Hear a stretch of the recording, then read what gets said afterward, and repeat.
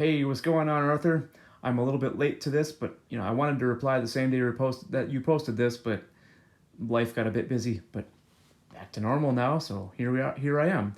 Um, I want to answer the question, the part of the question where, um, if there's a specific way that you need to hold the sticks. Hmm. Well, no, but there are better ways and worse ways you can hold the sticks. The worst ways would give you blisters, um, fatigue. It can make you break sticks, break cymbals. So the worst ways are not as good. But I wouldn't ever say that you are holding the sticks incorrectly or correctly. No, I like to say, well, there's room for improvement, or no, there's no room for improvement, or there's a lot of work to do, or something more positive like that. Because really, I mean, if you're able to do that, you're kind of holding the stick correctly, right? Otherwise, if you can't do that, then, well, the stick's going to fall out of your hand, and then that's not correct for being able to do that, right? I'm just being kind of stupid, but there are only 10 comments. I could scroll to see if this was answered, but you asked if you um, hit the middle or the edge, wherever you want, actually. I like to hit the middle so that I'm not at risk of falling off the edge. um, so I used to have a pad that didn't have this little black section, which is a hoop simulator, to practice rim shots. Excuse my stomach, sorry about that. So that I don't. So I used to have a hoop. Oh, geez, that threw me off. So I used to have a practice pad that had no edge to it. It was just the pad, and that was it. And then just had this edge. I could sometimes I could roll a stick off of it, and slide all the way off without hitting something first. So with this pad though, I like to stay away from the edge because of this thing here, which is good for practicing rim shots and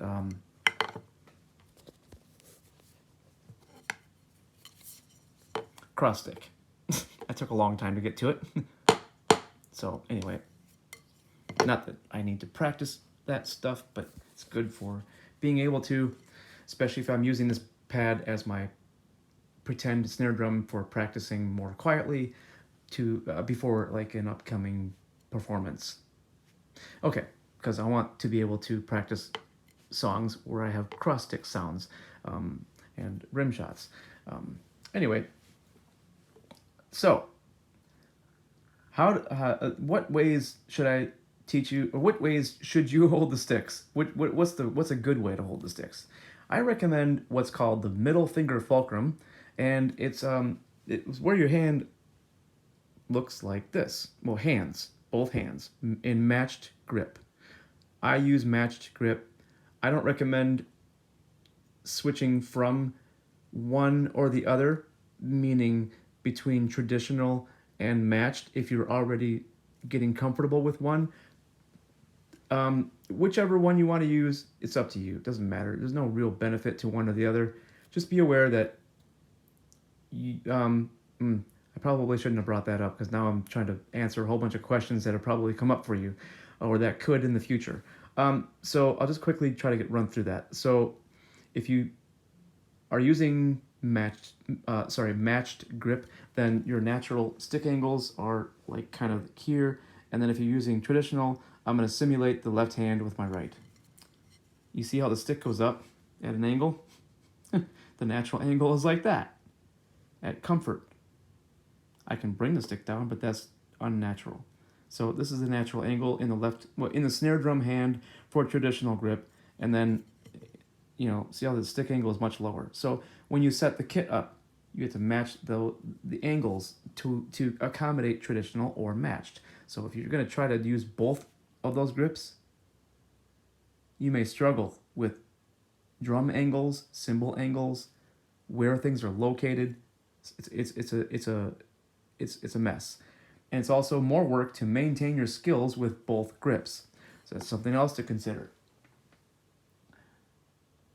Pardon me for just a sec, please. Okay, so with that out of the way, I'm only going to talk about matched grip because that's my thing. All right, dope. So anyway, and if you are using traditional grip, well, there's only one hand that uses there is one hand rather that uses this kind of a grip, right? So the other one is like this, and then there's the other one that holds it like you do in both hands for matched. So this can still apply to this can still apply to a traditional grip player. Okay, so there we go. Perfect. Now I got through it. Now I can probably slow back down. Okay, good grief. So hold the sticks exactly like this to get started so that you're in a good position to get through the rest of this with no problems really, so that everything I show you will kind of you will already be in position for some of the things I want to show you. So fingertips only, the flat part of your thumb touching the stick, index finger looking like this, not like this, like this. This is a relaxed position for it. It's where it goes when it's just relaxed. Here I have to hold it there, but then if I just loosen it, eventually it just kind of settles into there. Looks like I'm intentionally putting the index finger up there, but I'm not. It's just there. If I put it here and then loosen it all the way and then move the stick a little bit and jiggle, there it goes back there. See, look at that. It's funny how that works. Okay, to me anyway. So yeah, so from the side it looks like this. Thumb and the stick lining up perfectly right there so that the thumb is centered on the stick. It's not like that.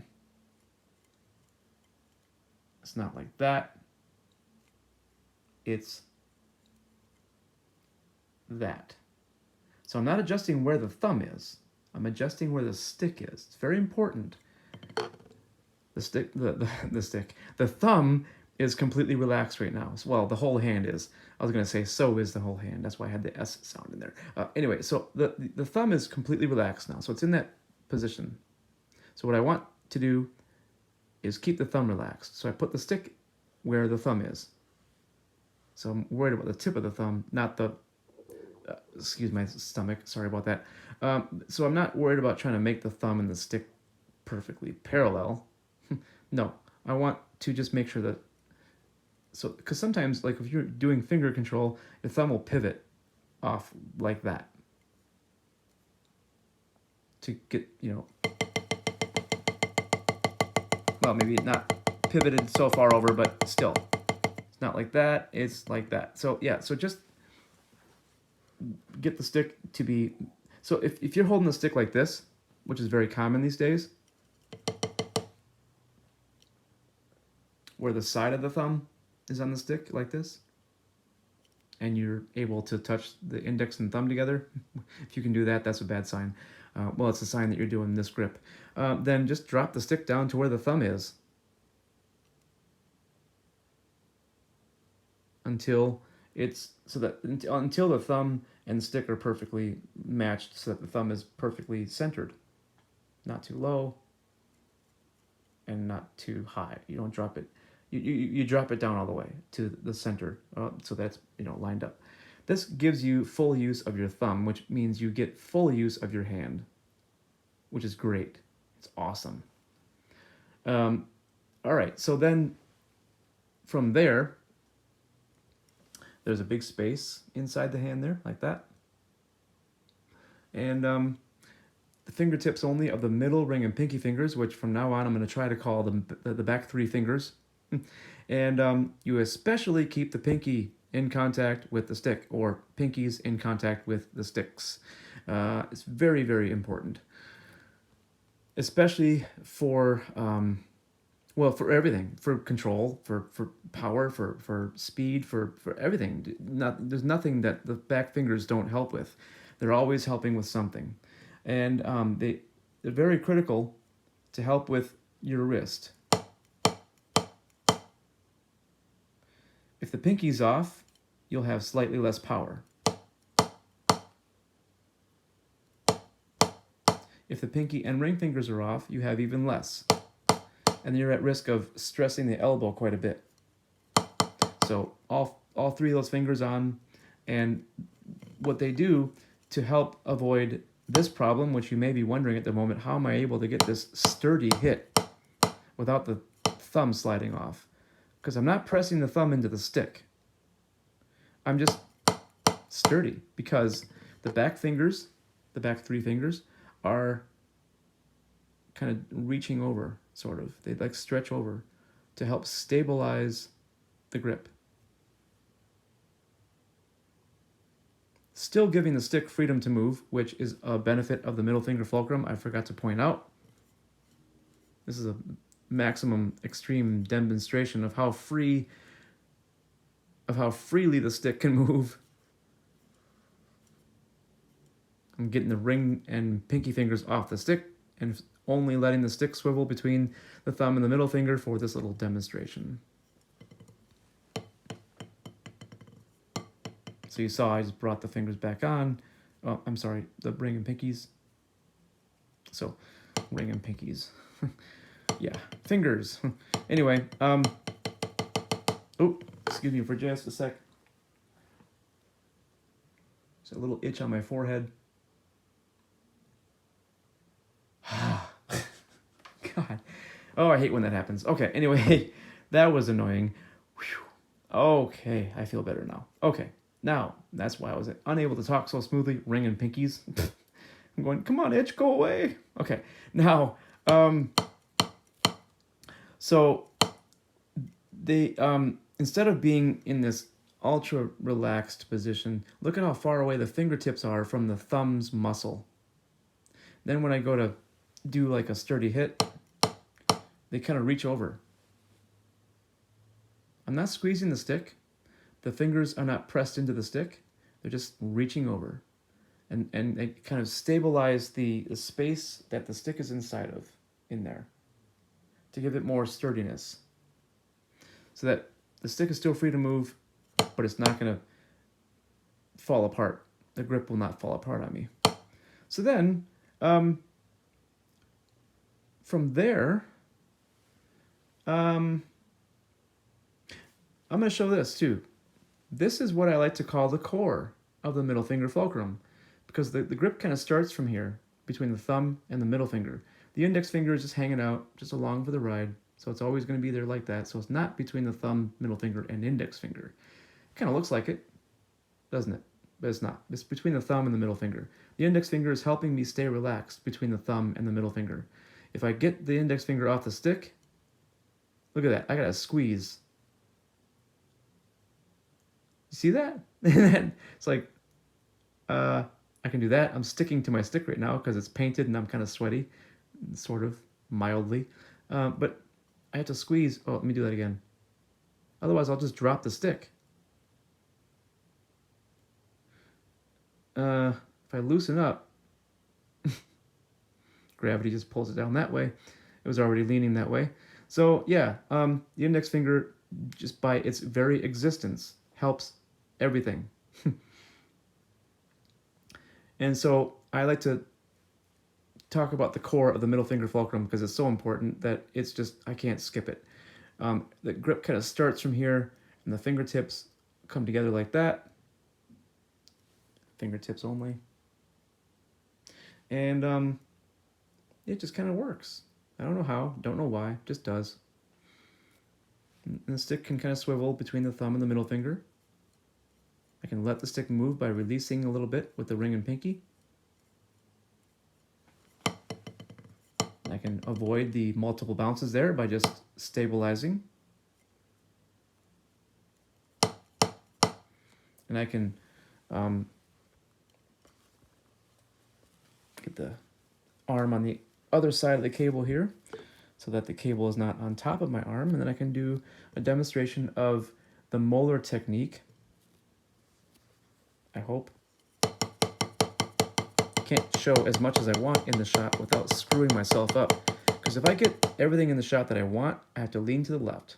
If I lean to the left, then I'm not as comfortable. Then my molar technique will suffer. It's very important to be aware of that because when you're comfortable, it's like the whole body will just work better. I don't know why. It's the way it is.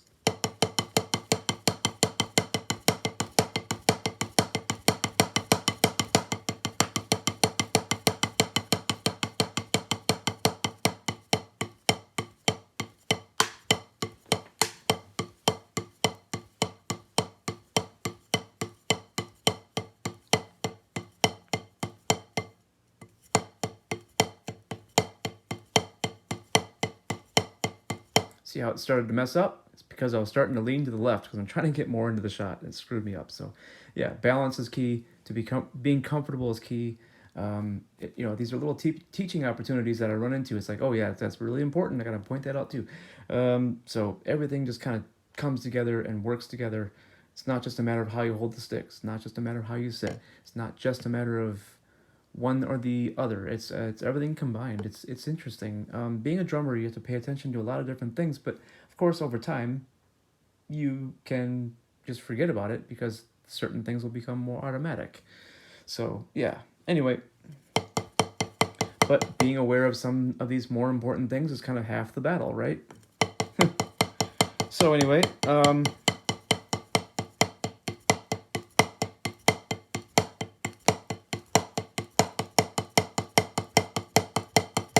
so another thing I want to point out is I'm feeling the core of the middle finger fulcrum more than the rest of the hand sometimes to a small amount.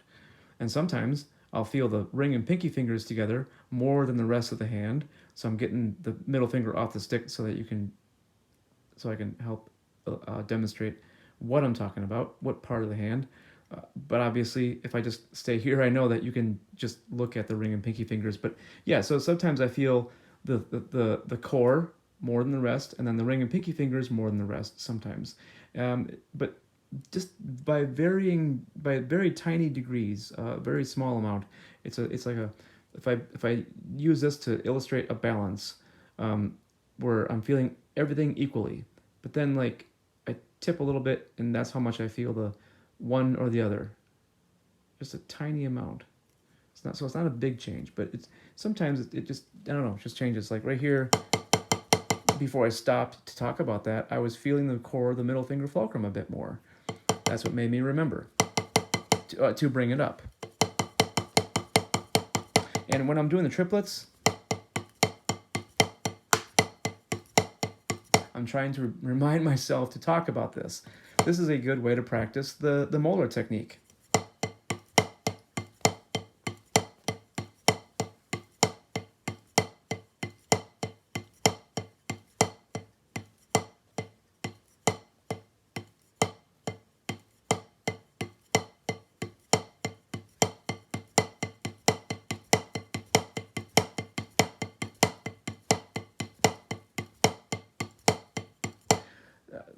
It's very difficult for me to see what's going on the screen due to the shot I have to, due to what I have to do with the phone here so I can do this shot to the best of my ability.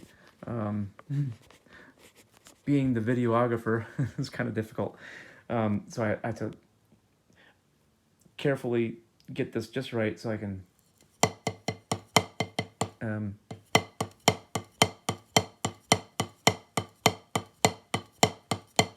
maintain a comfortable seating, a comfortable balance on this seat, so that I'm not leaning and screwing myself up. So I'm still comfortable. It's kind of working actually, but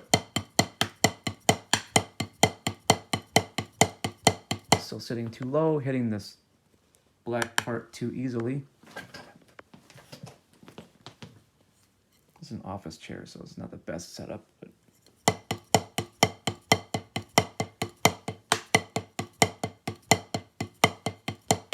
I'm also pretty far away, so my tip is getting too close to the edge. Anyway, so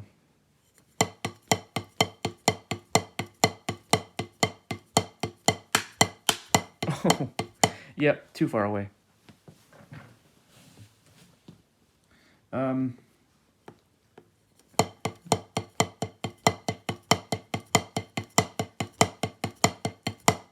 So yeah, when you watch tutorials on the molar technique, the most common recommendation you will see is practicing triplets.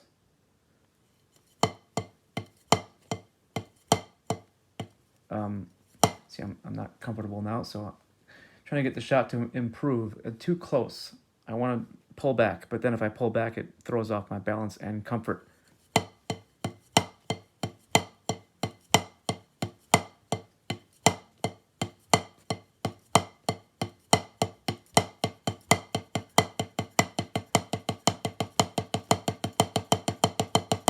But anyway, So the molar technique in combination with the middle finger fulcrum is minimized effort. It's the least amount of effort possible, but there's still room for reducing the effort. I forgot to show this one thing. It's not a matter of how you hold the stick. It's a matter of where your hand is located on the stick. And as you can see here, it's not here, it's here. I was able to slide like that because this pad is kind of a grippy surface, or it's very grippy. So anyway, so I put my hand here, and it minimizes the effort that it takes to move the stick all by itself just from that alone. So the next thing I want to talk about is finding the exact location of the optimal balance point and what you need to do with your hand to take full advantage of it. Okay, I'm going to get my arm on the other side of the cable again. I could probably unplug at this point, but well, let me just check real quick. Oh no, still not as charged as I thought. Okay, so one way to find the optimal balance point is put the flat part of your thumb on the stick and just balance it on the index finger and just press it down a little bit.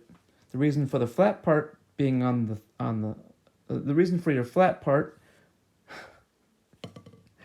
let me try that again. Wow. The reason for putting the flat part of your thumb on the stick is if you put the tip on, then you might have problems with the stick kind of moving around like that instead of just straight up and down. Okay, so anyway.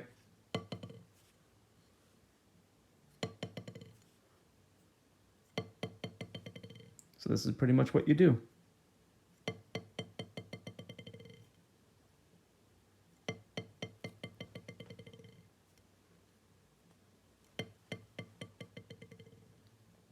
I think you can probably see already that I passed it. You kind of feel it too when you push it down.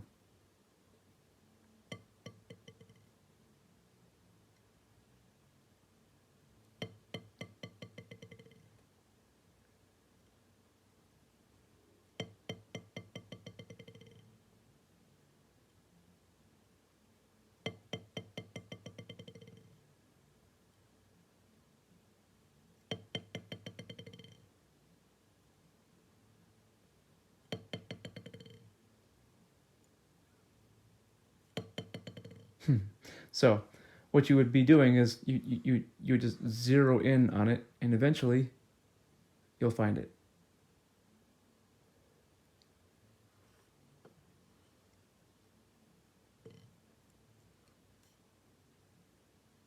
Close. I tried to point right at it. I thought I was going to be clever. On every Vic Firth stick, the optimal balance point is where they put the flag. So that's why I'm checking this out so I can see where I'm. So this is great because I can show you that if you can see the optimal balance point here. So when you find it on your stick model, it's different on every stick model. If you don't have Vic Firth sticks, then you can just kind of mentally see where your optimal balance point is. You just, memorize it. Maybe you can, for now, maybe you can use a marker or something, but so here's the optimal balance point where the flag is, dead center on the flag, and you put your thumb on it. Just like that. So not higher and not lower. Right on it, just like that. And for me, with the middle finger fulcrum, it ends up looking like it turned like this. And well, my thumb moved up a little bit, but that's okay. Speaking of it turned, it turned naturally. That's just what happens. So yeah, your sticks will slowly turn as you go.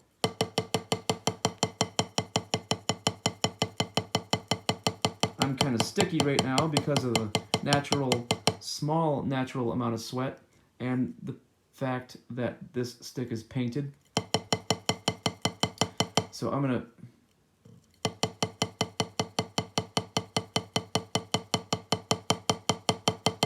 come on. There we are. It's rotating a little bit. You can kind of see the black of the logo here. I'm trying to speed it up. So yeah, it's rotating, but I'm sticking to it a little bit too. So it was there when I restarted it, and then it ended up there. But I'm still sticking to it, so it's not allowing it to rotate as much, but it's a natural thing that happens. So the stick will rotate in that direction, very naturally. I don't know why, it just does. Okay. Well, there are many more things I can show you. Many, many, many more things. But I don't want the video to be an hour and a half long or 2 hours long. I want to try to give you something quick. Something that you can use for basic playing, basic practicing. And then, you know, as time goes on, you'll have more questions about how to do this and how to do that, how to do this and how to do that. Just quick example. I mean, I don't know. Just different things. I'm not going to bring anything up because then I might think, well, gee, now you're going to want to know. So that'll make the video even longer. I don't know. Maybe you're like, well, good. But I don't know. I've had many people say, your videos are too long. No one's going to watch them. Well, but a serious-minded person who wants to learn would watch the whole thing, right? So anyway. Oh, yeah, this is important. I forgot about this. So when you, I guess, am I done with the molar technique? Ah, the optimal balance point. I haven't quite finished that yet. I will, okay. So now, when you're at the optimal balance point, sorry, I forgot, but I'm back to it.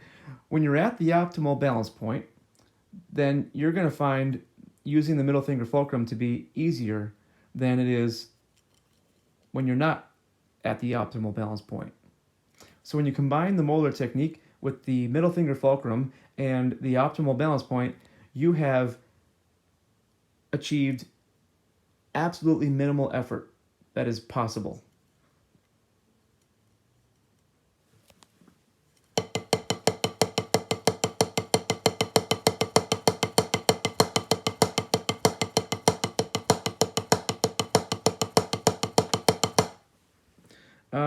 And also, the strength of your muscles determine what you're able to do, how fast you can go, and the power level that you're going to have.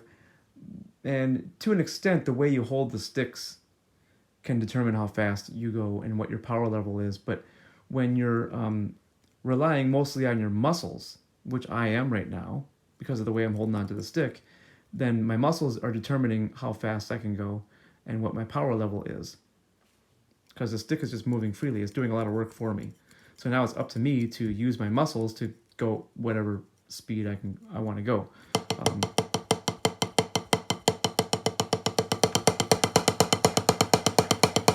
That's my ridiculously stressful speed. If I tried to do that for more than 30 seconds, I'd probably go, no, I'm done, I quit. Need a break. So that's my maximum potential, that's my maximum possible speed. Anyway, roughly. I like to just be able to go faster than I'll ever need so that the fastest that I'll ever need to play is it's not taxing. So the fastest I'll ever need to play is, let's see.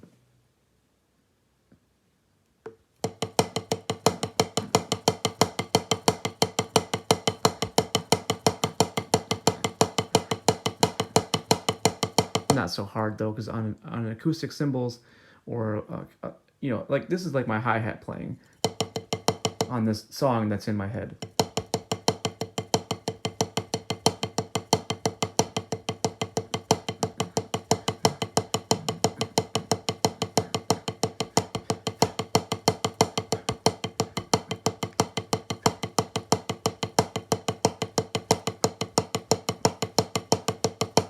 So like I could do that for the entire song, which is about 3 or 4 minutes long, because I'm able to do this, you know, for a short time, but you know, still. Okay, now, Yeah, because you wouldn't want to have your yeah, right. You get it. I don't have to explain it 3 times in a row, right? What am I doing? Okay, moving on. So I think I'm ready to move on to this next thing that I wanted to show you. I thought was okay. So when your thumb and stick are together, like this, not like this, not like this, but so that your thumb is nice and able to be directly on the stick, flat part of the thumb on the stick. When it's like that, you can transition very easily from this to finger control. Finger control is where you turn the hand so that the thumb is on top, and then you use the fingertips of your fingers to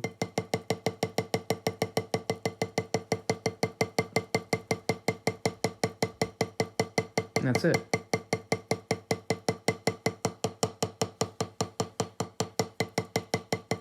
So I don't have to change how I'm holding onto the stick because I'm already in this position due to the way I'm holding the stick for finger control. I just have to turn my hand. That's it.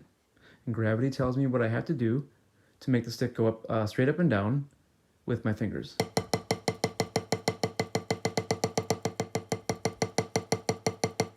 So what I'm doing, it doesn't look like this, but this is what I'm doing.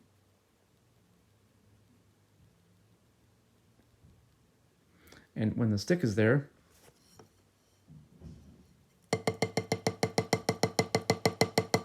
doesn't look anything like that.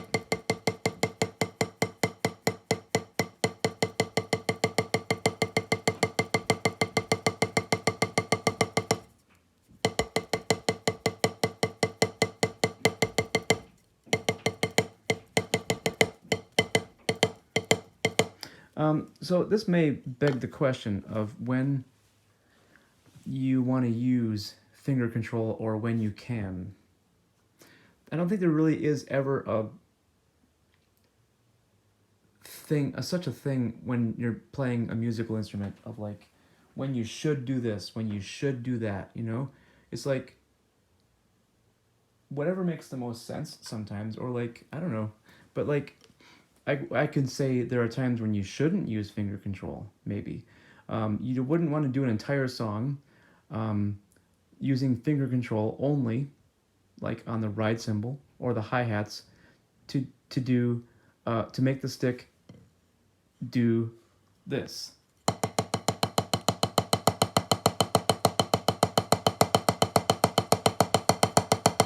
You want to do this.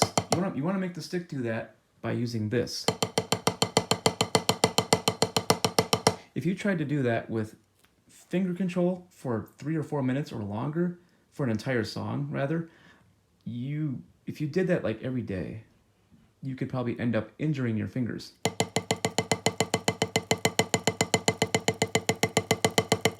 The fingers can only take so much. So, you know, like everything else, everything in moderation, and you're good to go. Some good uses of finger control can be interjecting or inserting some faster singles along with some comparatively slower singles. So I'm going to try to sing this. Bear with me as I give the most embarrassingly bad drum sound singing that you've ever heard, but here we go. So I'm going to just do, okay.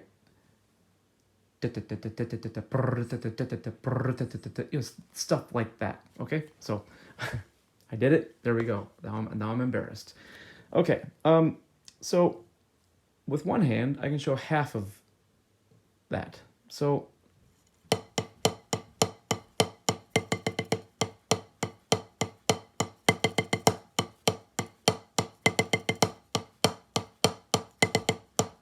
you know, it's because it's easier to suddenly do that, I think, instead of staying in the wrist position and wait.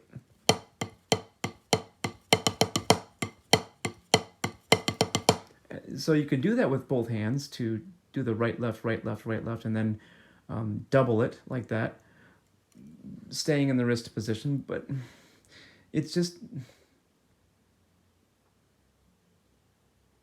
I don't know, there's something about the way it feels. It doesn't feel as,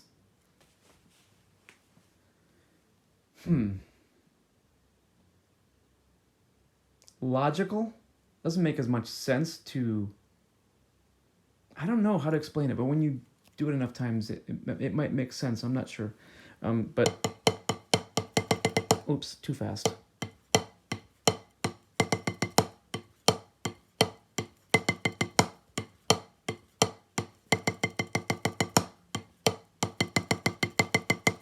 It's something to that effect. And then both hands doing that, alternating, then it would be exactly twice that speed for both of those two speeds. It would be twice that's fast because the left hand would be in between all of these strokes to double it. And so then it would have a cool sound. Something like I poorly attempted to sing. Okay, so yeah, when your stick and thumb are lined up like that, so not like that and not like that, and you can make full use of your thumb, which means you can make full use of your hand. And you can easily just simply transition to finger control by simply turning your hand so that the thumb is on top.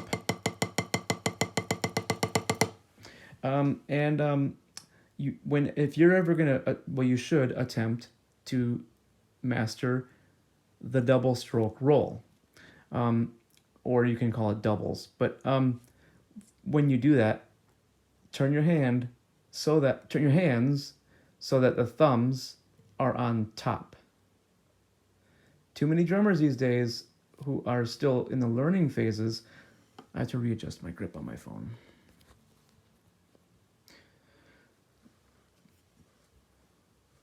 Too many drummers these days who are still kind of in the learning phases, or in times past, who I've seen, they want to try to do doubles where the hand is turned so that the thumb is kind of on the side. This just doesn't work. You gotta be able to use the thumb. Well, okay. All right, so I recommend this for an exercise for developing the muscles.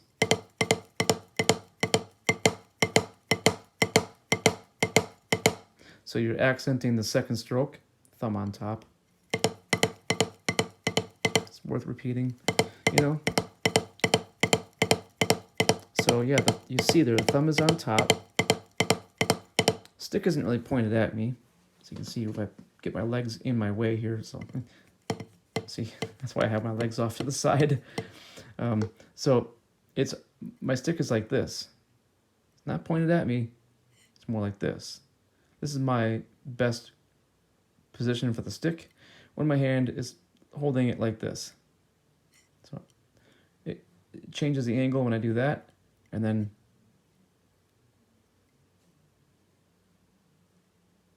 so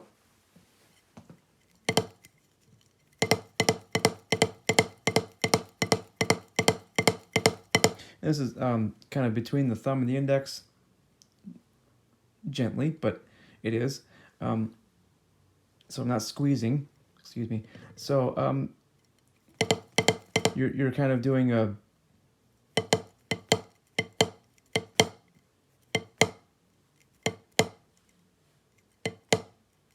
you don't have to work on this right now.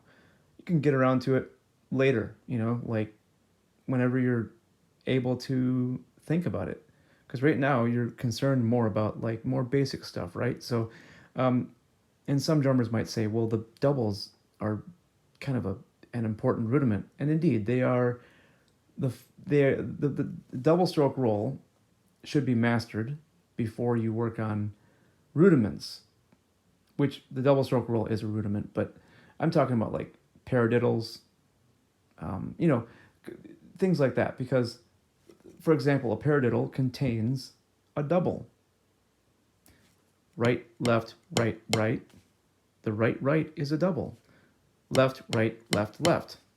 the left is a double.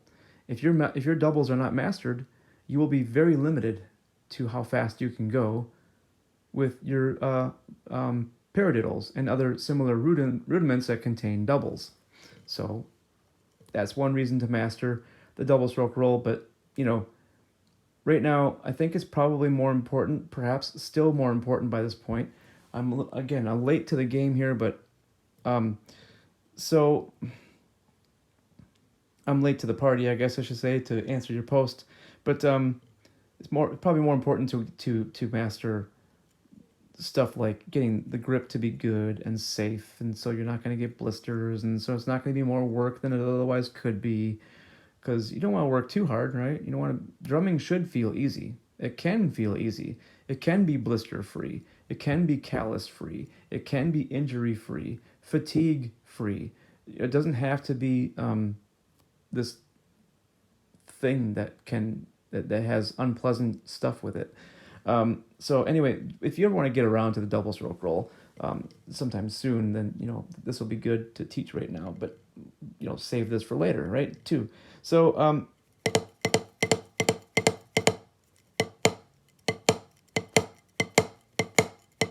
so the grip is otherwise the same.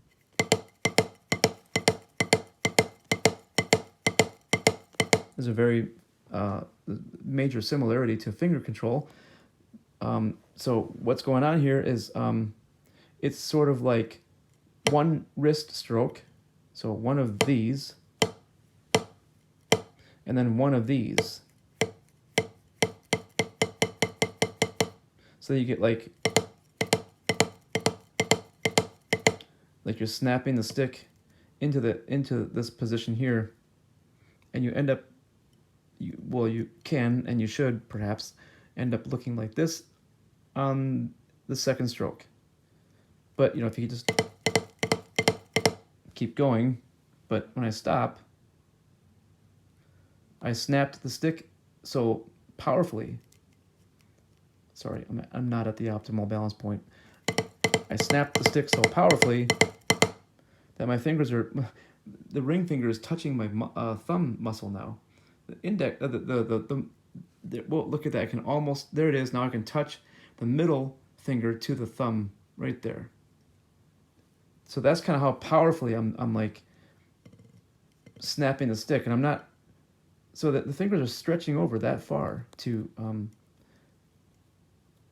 make it a nice, powerful, sturdy hit.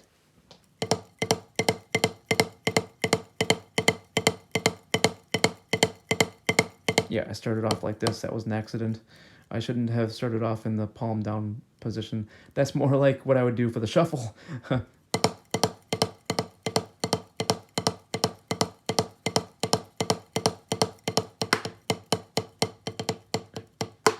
Okay. Anyway, back to the double thing. So this is just one exercise of a few. It's the one I like to recommend, because it helps you work on the muscles in such a way where when you're accenting the second stroke so powerfully, after a few weeks of it every day, you get to a point where you're so strong that you start to relax. And then this starts happening automatically. So it goes from looking kind of stiff to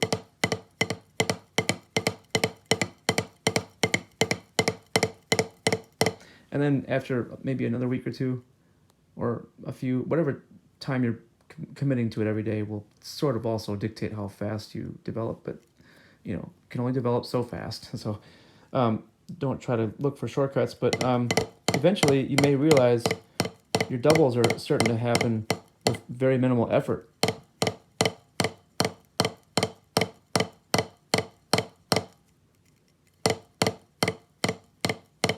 But that comes with muscle development.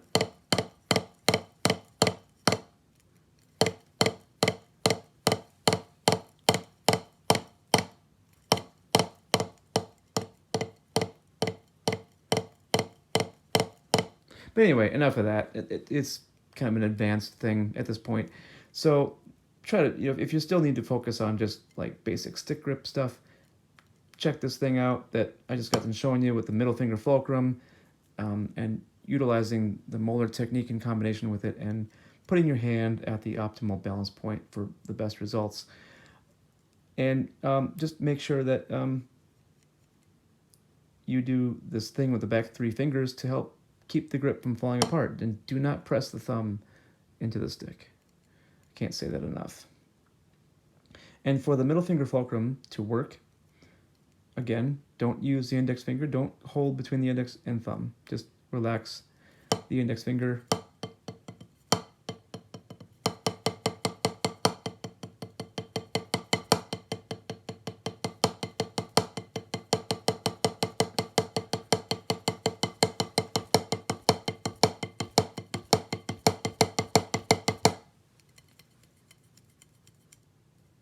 So yeah, it's between the thumb and the middle finger.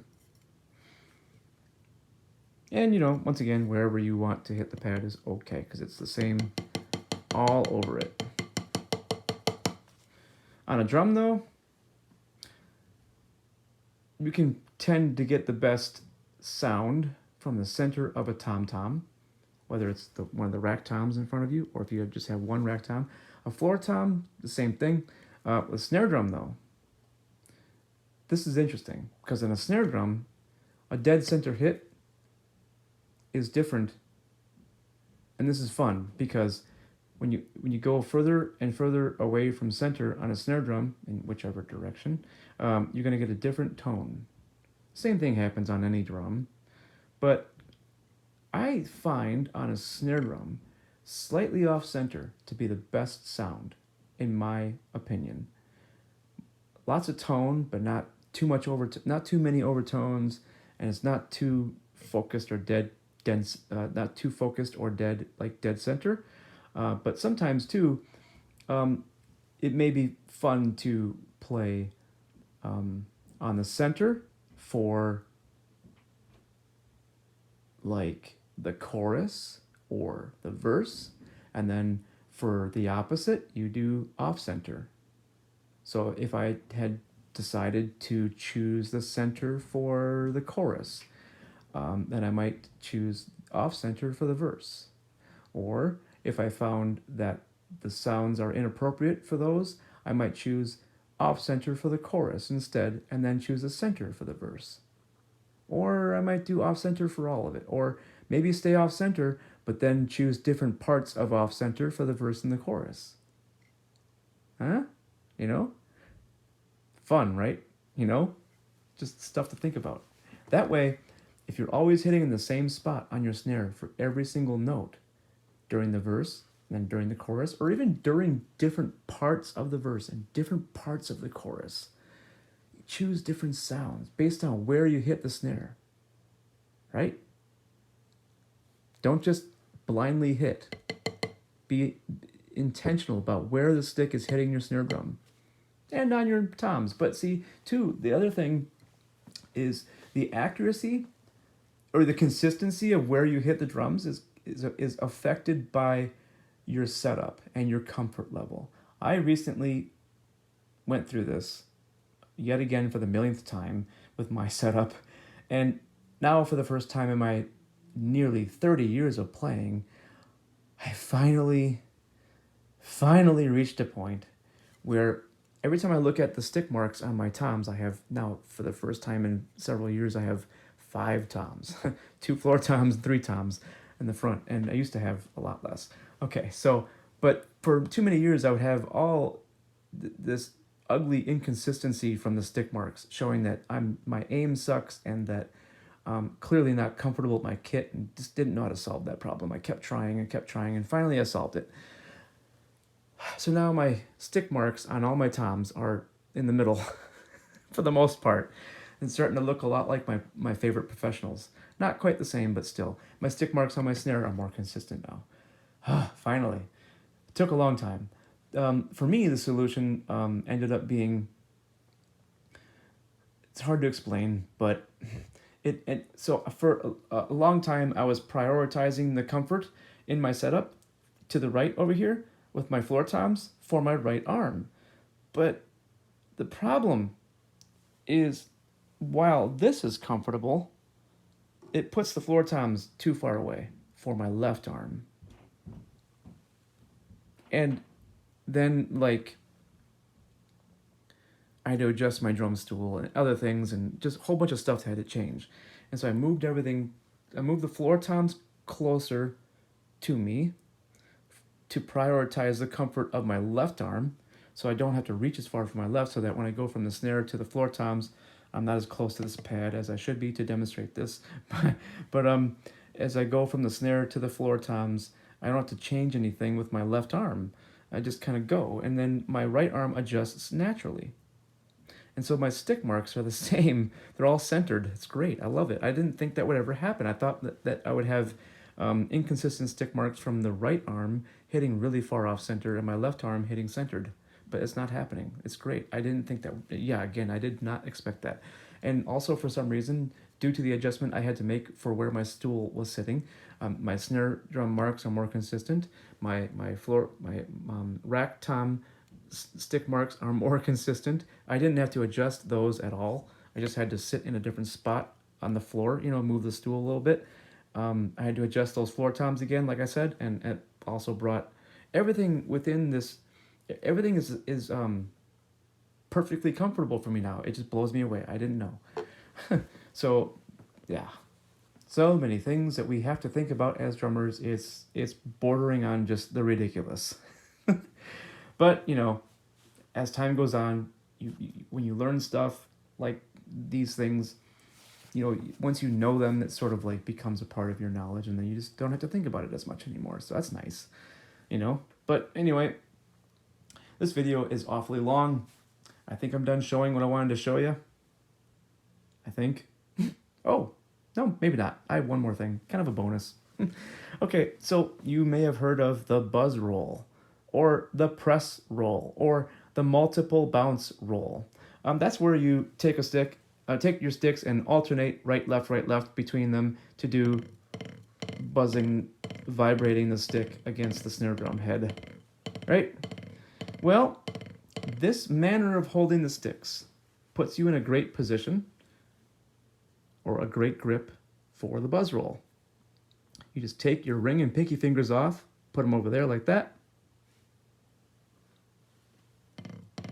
and just use the middle finger fulcrum to vibrate the stick against the head and alternate left and right, left between the two, and you can get a nice smooth buzz roll going with less effort and a nice relaxed hand feel compared to some other method like this I've seen.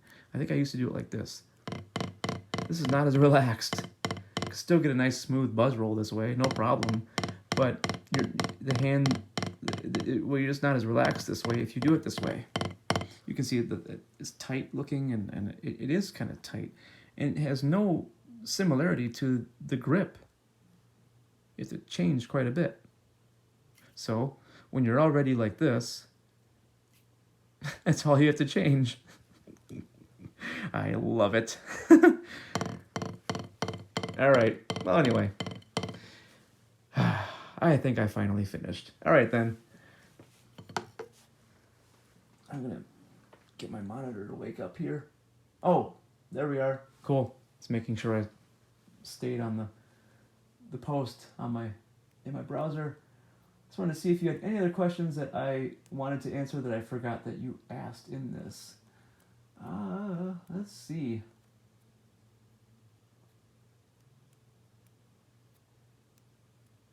Oh, you're learning how to play the kit in the summer. Great, you haven't started yet. I'm just in time. You have some practice pads. You have more than one. Wow. That's good. So imagine you have pads that have different amounts of rebound or something. That's good. It's always good to have pads that have like no rebound, pads that have ridiculous amounts of rebound, like this thing here. It's like playing on the surface of a basketball. Let's see.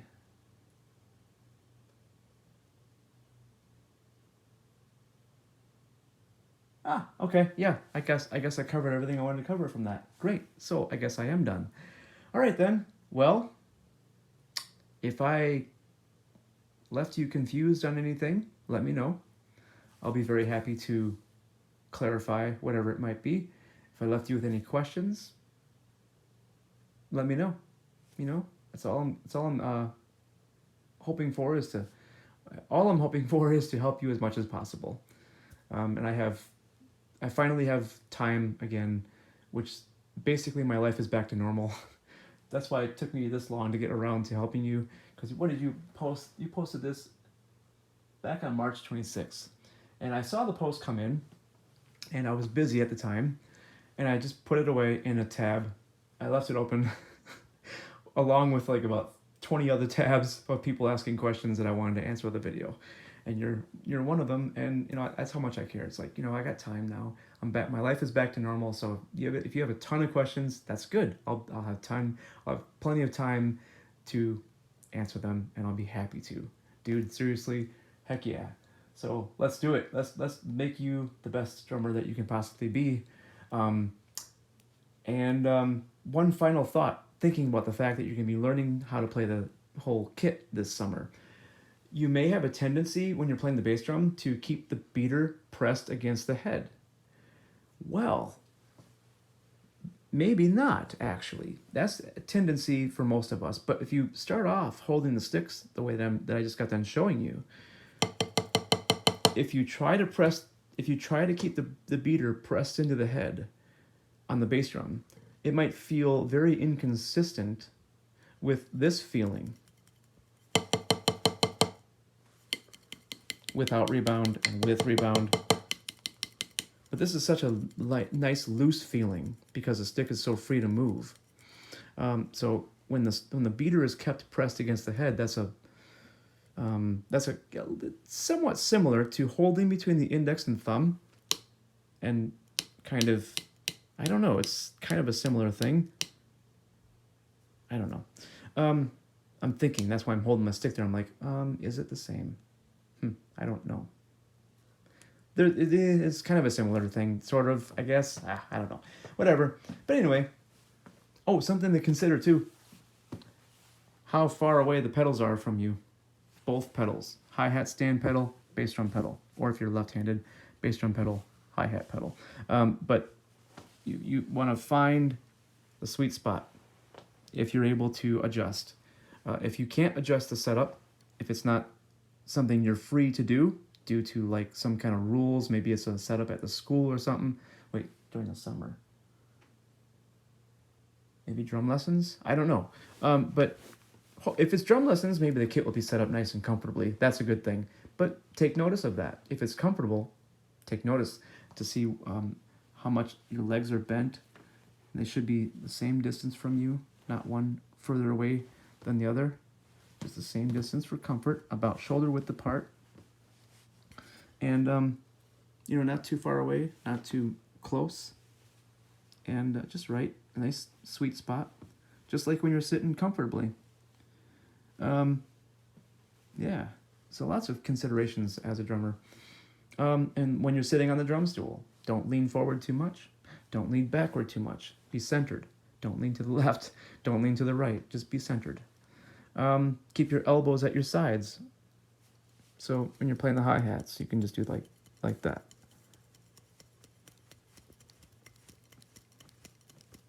So don't make your elbows hover away from your body. The only time your elbow should be really away from your body when you're playing is like when you're like reaching for crash cymbals. Let's see.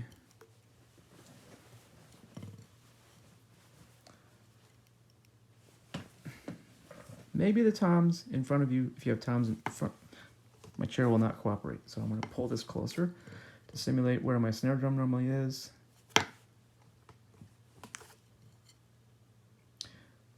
So when I reach for my toms, my elbows are still very close to me. So the only time that you should really have to reach is like if your ride is over here to your right, or maybe if you're left-handed to your left, but for the bell of the ride. So when you're playing a ride, you should have the ride should be close enough that you can keep your elbow touching your side, relaxed. So then you would have to reach a little bit for the bell. I stress a little bit, not a lot. So when some of the best drummers are set up so comfortably that everything is just right there for them, they don't have to reach very far for the bell. Some drummers have their ride in a place where they have to reach pretty freaking far. But I don't like that. Some drummers are okay with that, who are phenomenal. Take nothing away from that, but I just don't like reaching for my bell on my ride. I don't like reaching for my ride at all either. So I have it as close to me as possible. I have it. So pretend this is my first floor tom. It's not exactly where it is, but in my second floor tom, there's a space in the middle, and then my bell is like right at the tip of the stick there. That's pretty far away, actually. It's not precise. So I just have the ride down. You know, it's not way up over here or something. It's hard to explain. I have to give you a video of my kit setup. So never mind all that. So confusing, right? Sorry. All right, anyway, I gotta let you go. It's over an hour long now. I'm sorry. You probably will be like, oh my God, over an hour long. I'm never gonna watch that. So good on you, I guess, as the expression might be, if you did watch this far. So I'm good to go. I think I covered all the stuff I think that I need to cover to make sure that you're set for as much as you should need to know to get a good solid start. But yeah, the kit setup stuff is very important as well. I could go on for another half an hour talking about kit setup advice to make sure it's as comfortable as possible. But if you're going to be learning on drums at a lesson that are set up by the teacher or something, you probably won't have to worry about it. So maybe you should ask them. You know, if it's really comfortable for you, be like, hey, can you show me some stuff that made this so comfortable? If they don't know, then ask me. I'd be glad to show you some stuff. But right now, over an hour long already, hour and 2 minutes long. So I'll let it go. And I guess that's it. All right, man. Cool. Well, have fun. Be patient with yourself. And I guess I'll catch you later. All right. See ya.